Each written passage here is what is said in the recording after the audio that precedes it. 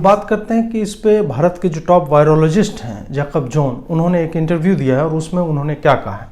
जब उनसे पूछा गया कि आप ये जो भारत बायोटेक की कोवैक्सीन है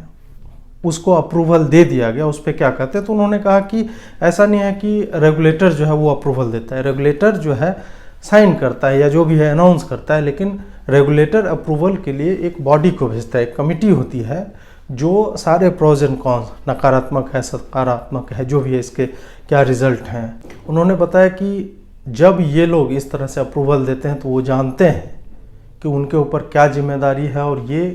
किस तरह से लोगों को प्रभावित करने वाली है। तो उस पर शक करने की उनके पास जो है उस पर शक करने की कोई वजह नहीं है। उसके बाद उन्होंने एफिकेसी डेटा के भी बारे में बताया, जैसा कि मैं अभी उन्हीं को कोट कर रहा था कि उसकी आवश्यकता के चक्कर में अगर आप इमरजेंसी यूज के लिए अलाउ नहीं करेंगे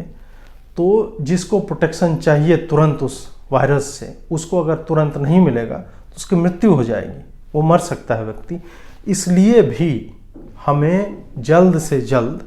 जिन्हें आवश्यकता है उसके लिए इमरजेंसी में रेस्ट्रिक्टेड यूज़ में जो है हमें दे देना चाहिए। और उसका उन्होंने रूल जो है एक्सप्लेन करते हुए बताया कि नॉर्मल जो प्रोसेस होता है वो ये होता है कि सबसे पहले हम देखते हैं कि सेफ्टी,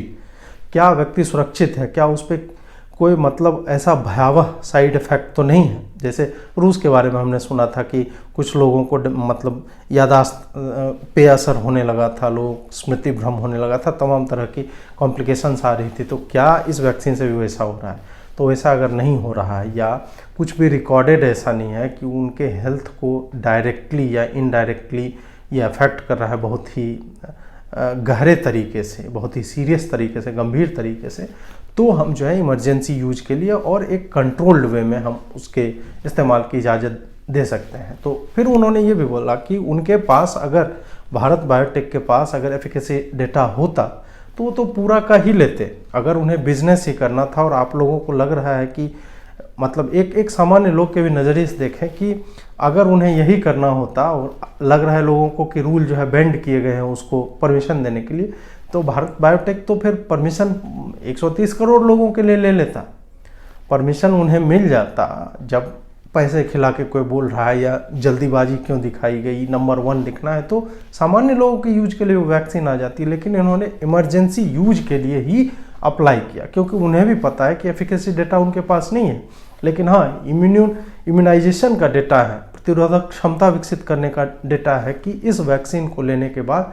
अच्छे रिजल्ट्स आ रहे हैं, उसका डेटा है और उसके बेस पे इमरजेंसी यूज की इजाज़त दी गई है। चीन और रूस के बारे में मैंने बताया कि उन्होंने बिना एफिकेसी डेटा को लिए हुए उन्होंने वैक्सीन जो भी डेवलप किया अपने लोगों को देना शुरू किया। तो उसमें क्योंकि इमरजेंसी में जान बचाना पहली प्राथमिकता है, ना कि ये देखना कि ये कितने दिन तक प्रभाव छोड़ेगी, उसके बाद फिर रिटर्न तो नहीं कर जाएगा। ये एक बेसिक सेफ्टी का गाइडलाइन जो है फॉलो किया जाता है और उसके बाद इमरजेंसी यूजेज के लिए दिया जाता है। सीरम इंस्टीट्यूट जो है, जिन्होंने एस्ट्राजेनेका ऑक्सफोर्ड वाला जो है वो वैक्सीन डेवलप किया और एक और वैक्सीन डेवलप की, तो उनके 2 हैं लेकिन दोनों सेम ही फॉर्मूले, सेम ही बेस पे डेवलप हुए। मात्र 1600 लोग उसमें हैं और उसमें कुछ ऐसे लोग थे जो प्लेसिबो जिनको दिया गया, कुछ ऐसे लोग थे जिनको एक्चुअल में एक वैक्सीन दी गई और कुछ ऐसे थे जिसको दूसरी वैक्सीन दी गई। और उन्होंने फिर यूके में भी जो ट्रायल्स हुए उसका भी डेटा लेके कलेक्ट करके और उसके बाद तैयार करके फिर जो है उसके रिजल्ट दिखाए